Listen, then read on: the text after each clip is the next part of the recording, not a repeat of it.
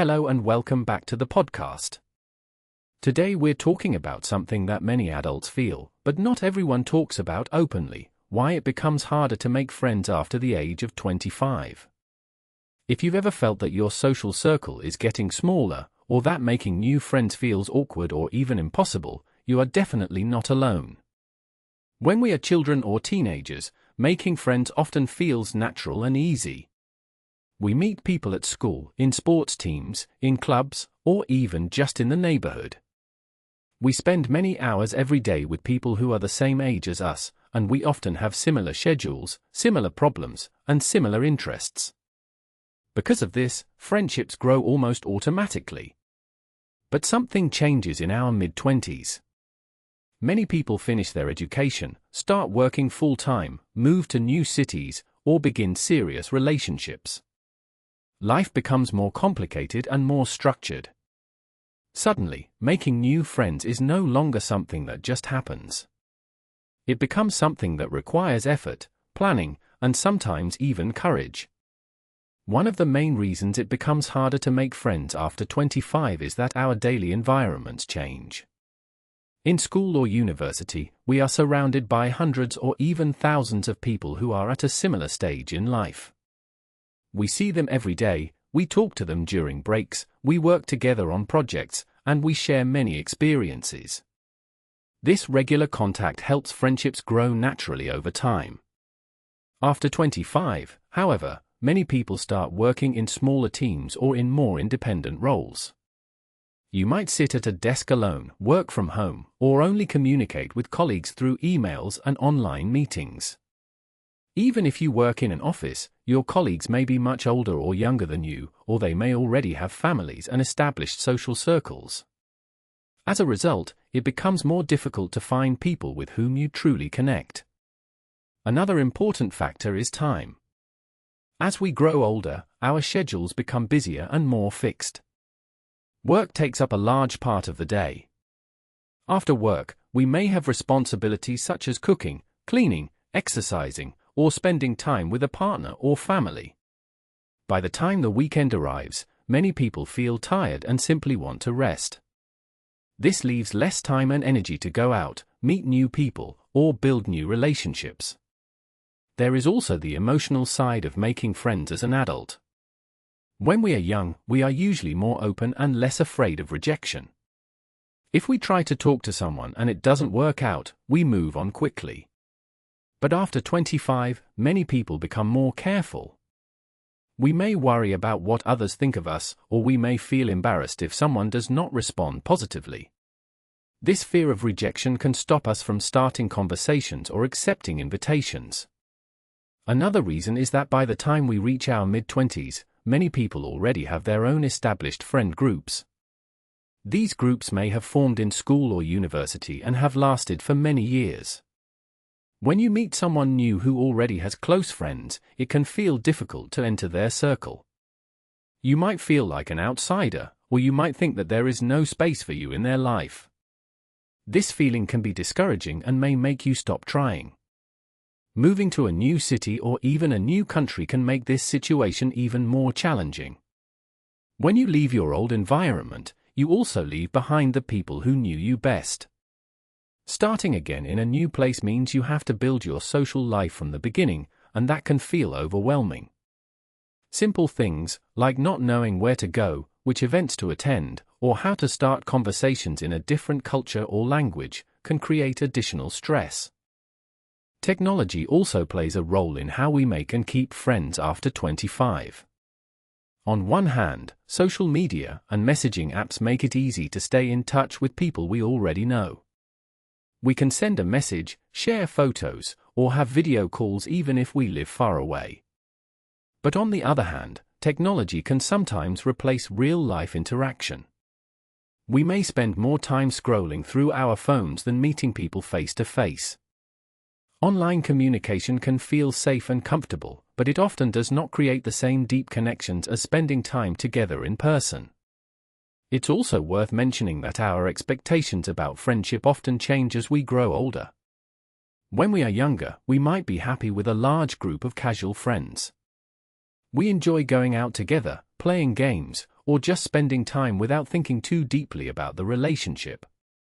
After 25, many people start to look for deeper, more meaningful connections. We may want friends who understand our values, support us emotionally, and share our long-term goals. These kinds of friendships are very valuable, but they also take more time and effort to build. At this point, you might be thinking, okay, I understand why it's harder. But what can I actually do about it? The good news is that while making friends after the 25th of may be more challenging, it is definitely not impossible. Many adults create strong, lasting friendships later in life. It just requires a different approach than when we were younger. One useful strategy is to focus on shared activities rather than just trying to find friends. When you join a group activity, such as a language class, a sports team, a book club, or a volunteering project, you automatically meet people who have at least one interest in common with you. This shared interest gives you something to talk about and makes the first conversations less awkward. Over time, regular meetings and shared experiences can help friendships grow naturally. Another important step is to be open and proactive. As adults, we sometimes expect friendships to develop without effort, just like they did in school. But in reality, we often need to take the first step. This might mean starting a conversation with a colleague, inviting someone for coffee after work, or suggesting a group activity. It can feel uncomfortable at first, but many people appreciate when someone else makes the effort, because they are often feeling the same way. It's also helpful to lower your expectations at the beginning. Not every person you meet will become your best friend, and that's okay. Friendship is a process, not something that happens instantly. Instead of looking for perfect connections right away, try to enjoy simple social interactions. A short chat, a shared joke, or a casual coffee can be the first step toward something deeper in the future. If you have moved to a new place, consider using local events or online communities to meet people. Many cities offer social events, workshops, or meetups for people with different interests. These events are designed for people who want to connect, so you are not the only one who is new or looking for friends.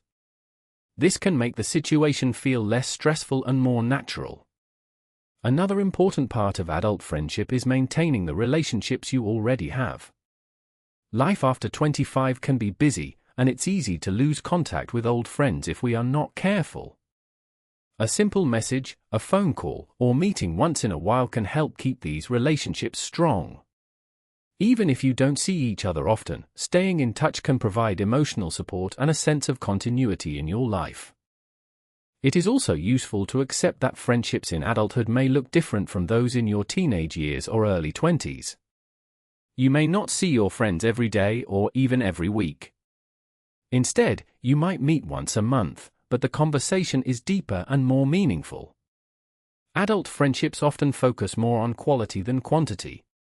Having a few close, reliable friends can be more satisfying than having many casual acquaintances. We should also talk about the role of personality and personal growth. As we grow older, we change. Our interests, values, and goals evolve. Sometimes, this means that we naturally grow apart from people we were once close to. This can be painful, but it is also a normal part of life. At the same time, these changes create opportunities to meet new people who match who we are now, not who we were in the past. For some people, making friends after 25 can feel especially difficult if they are shy or introverted. Social situations may feel tiring or stressful, and starting conversations can be a real challenge. If this sounds like you, it may help to choose environments that feel more comfortable and less overwhelming. Smaller groups, quiet cafes, or activity-based meetings can be easier than large parties or crowded events. It's also important to be patient with yourself. Building strong friendships takes time. You might meet many people before you find someone with whom you truly connect. This does not mean you are doing something wrong. It simply means that meaningful relationships are rare and valuable, and they grow slowly. Another point to remember is that many adults are also looking for new friends, even if they don't say it out loud. It's easy to look at others and think that they already have full, happy social lives. But in reality, many people feel lonely at times, especially after moving, changing jobs, or going through big life transitions. When you take the first step to reach out, you might be helping not only yourself, but also the other person. Friendship after 25 also requires a certain level of emotional maturity. We learn to respect boundaries, to communicate more clearly, and to accept differences in opinions and lifestyles.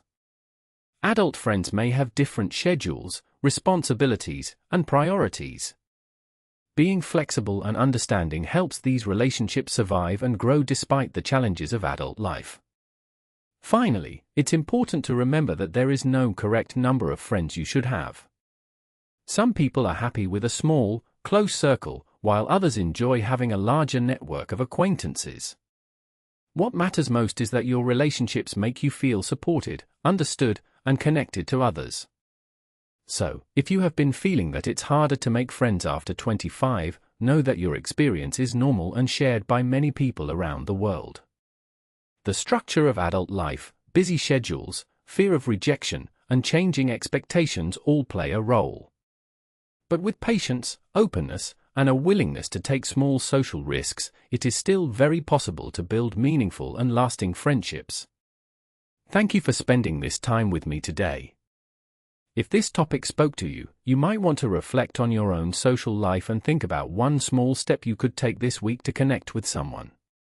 Maybe you can send a message to an old friend, join a new activity, or simply start a conversation with someone you see regularly. I hope this episode made you feel understood and gave you some practical ideas. Take care of yourself, and I'll talk to you again in the next episode.